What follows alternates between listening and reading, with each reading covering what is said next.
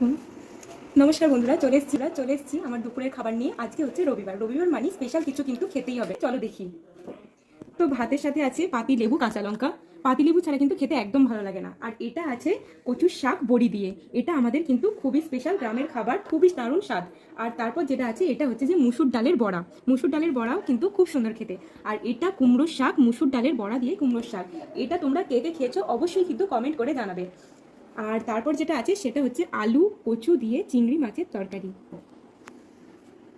It's my favourite. আর তারপর যেটা আছে এটা আছে পমফ্রেট মাছের ঝাল। মাছটা একটু ভেঙে গেছে।